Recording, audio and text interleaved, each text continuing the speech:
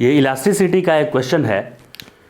तो इलास्टिसिटी के इस क्वेश्चन में पूछ रहा है कि अगर आर रेडियस का एक वायर है, इसका रेडियस कितना दिया हुआ है आर, तो उसका ब्रेकिंग स्ट्रेस एफ है। आर रेडियस के वायर का इसका रेडियस कितना दिया हुआ है, रेडियस मतलब ऐसे यहाँ से लेकर और यहाँ तक की दूरी, ये डिस्टेंस आर दिया है, तो इसका ब्रेकिंग स्ट्रेस एफ है। तो अगर इसका डबल रेडियस ले लिया जाए, मतलब ऐसा वायर ले लिया जाए जिसका रेडियस यानी यहाँ से यहाँ की दूरी ये 2r हो जाए, तो इसका ब्रेकिंग स्ट्रेस क्या होगा। और ऑप्शंस दिए हुए हैं कि f/4 हो जाएगा, कि f ही रहेगा, कि 2f हो जाएगा, ऐसा बताना है। तो ध्यान से देखिएगा इसको, ये f है तो f देखते ही फोर्स से आ जाता है। फोर्स है क्या ये, लेकिन फोर्स नहीं है, ये ब्रेकिंग स्ट्रेस है। और स्ट्रेस होता क्या है, फोर्स पर यूनिट एरिया होता है। ये भले ही इसका सिंबल f लिखा है, परंतु ये f है नहीं, ये फोर्स नहीं है। भले ही f लिखा है लेकिन ये फोर्स नहीं है, ये फोर्स पर यूनिट एरिया है। तो फोर्स पर यूनिट एरिया, आखिर ये ब्रेकिंग स्ट्रेस है क्या चीज़। अगर फोर्स था ही डिफाइन पहले से कि कितना फोर्स है तो न्यूटन में, तो ये नया टर्म क्यों डिफाइन करना पड़ा पर मॉलिक्यूल फोर्स निकालने के लिए, क्योंकि एक मॉलिक्यूल तो कोई देखा नहीं है, एक मॉलिक्यूल तो इतने सारे मॉलिक्यूल का कलेक्टिवली फोर्स एक साथ दिया हुआ रहेगा कि इतना फोर्स मैंने लगाया, तो पर मॉलिक्यूल कितना फोर्स जाएगा उसके लिए क्या नंबर ऑफ मॉलिक्यूल से डिवाइड करना पड़ेगा। लेकिन नंबर ऑफ मॉलिक्यूल तो काउंट करना पॉसिबल है नहीं, इसलिए एरिया ऑफ क्रॉस सेक्शन से डिवाइड कर दिया गया कि force per unit area of cross section. उससे होगा क्या कि लगभग मुझे दो मॉलिक्यूल के बीच का फोर्स, या दो ये तो कम से कम 2-3 मॉलिक्यूल के बीच का फोर्स मिल जाएगा। बहुत सारे मॉलिक्यूल का फोर्स से तो बच गए हम, कम से कम मुझे पर यूनिट एरिया तो मिल गया। यानी हम लगभग उसको मान सकते हैं कि वो 2 मॉलिक्यूल के बीच का फोर्स है, ये पूरे मॉलिक्यूल के बीच का फोर्स नहीं है। तो यहाँ पे पूरा 4 ब्लू मॉलिक्यूल है और 4 ब्लैक कलर से बनाया है मैंने मॉलिक्यूल। तो इस चारों ब्लू और चारों ब्लैक पे स्मॉल f फोर्स अप्लाई किया गया। तो स्मॉल f में जब मैं इसके एरिया से डिवाइड कर दूंगा, क्रॉस सेक्शनल एरिया से, यानी कि πr² से जब मैं डिवाइड कर दूंगा स्मॉल f को, तो ये फोर्स पर मॉलिक्यूल मिल जाएगा। ये जो मिलेगा चीज़, ये क्या मिल जाएगा, फोर्स पर मॉलिक्यूल।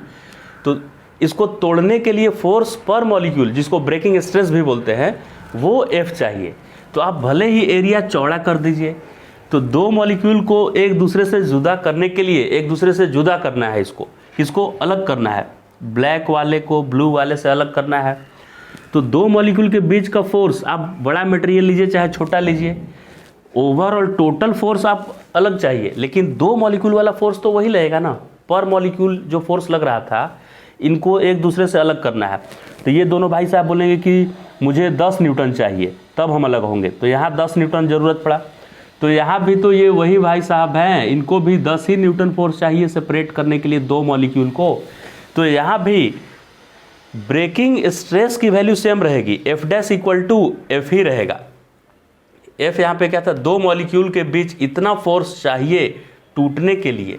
इतना फोर्स किसके बीच चाहिए, 2 मॉलिक्यूल के बीच।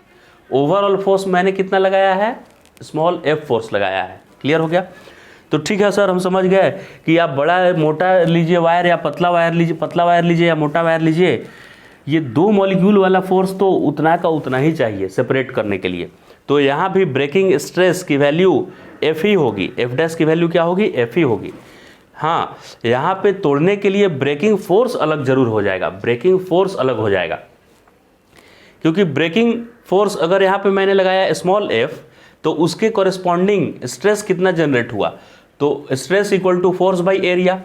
अब दूसरे केस में मान लेते हैं F' मुझे चाहिए ब्रेकिंग स्ट्रेस तोड़ने के लिए, तो ये आइटम तो सेम रहेगा, दोनों में ब्रेकिंग स्ट्रेस तो सेम रहेगा, लेकिन इस बार फोर्स मुझे F' लगाना पड़ेगा, क्योंकि इस बार एरिया π × 2r² हो गया है। अब ये दोनों टर्म सेम है, F और F' स्मॉल वाला सेम नहीं है, कैपिटल F और कैपिटल F' ये सेम है, क्योंकि ये स्ट्रेस है, यानी पर मॉलिक्यूल का फोर्स सेम है। लेकिन यहाँ तो फोर्स डिस्ट्रीब्यूट हो रहा है ना मेरा इतने दूर तक, इसलिए ज़्यादा फोर्स लगाना पड़ेगा। यहाँ पे मान लीजिए हम 4 न्यूटन फोर्स लगाए, तो 4 न्यूटन बाई 4 मॉलिक्यूल, तो एक मॉलिक्यूल को 1 मिल गया। लेकिन यहाँ पे अगर मैं 4 ही लगाऊंगा तो इसको 8 में डिस्ट्रीब्यूट करना है, तो पर मॉलिक्यूल कितना मिला, आधा ही मिला ना, लेकिन इसको टूटने के लिए तो 1 चाहिए, तो इसीलिए यहाँ पे 8 न्यूटन लगाना पड़ेगा ताकि पर मॉलिक्यूल कितना मिल जाए, 1 मिल जाए, क्योंकि यहाँ 8 मॉलिक्यूल हैं। तो यहाँ पे अगर 4 न्यूटन फोर्स लगाने से ये ब्रेक हो जा रहा था, तो यहाँ पे 8 न्यूटन फोर्स लगाना पड़ेगा टोटल फोर्स, लेकिन स्ट्रेस सेम रहेगा दोनों में, क्योंकि स्ट्रेस पर मॉलिक्यूल के बीच का फोर्स बताता है। तो दोनों के मैंने स्ट्रेस को सेम कर दिया, ये भी स्ट्रेस था, ये भी स्ट्रेस था, तो दोनों स्ट्रेस मतलब पर मॉलिक्यूल फोर्स, तो पर मॉलिक्यूल फोर्स दोनों का इक्वल था, तो राइट साइड को मैंने इक्वल कर दिया, तो F/πr² और F'/π 2r², डबल रेडियस हो गया था, तो सब कैंसिल हो गया और मुझे यहाँ F' की वैल्यू आ गई 4 टाइम्स F = F', यानी कि अगर रेडियस डबल करेंगे तो इसमें 4 गुना ज़्यादा फोर्स लगाना पड़ेगा आपको इसको तोड़ने के लिए, ये ब्लैक वाले को ब्लू वाले से अलग करने के लिए। क्लियर हो गया ये?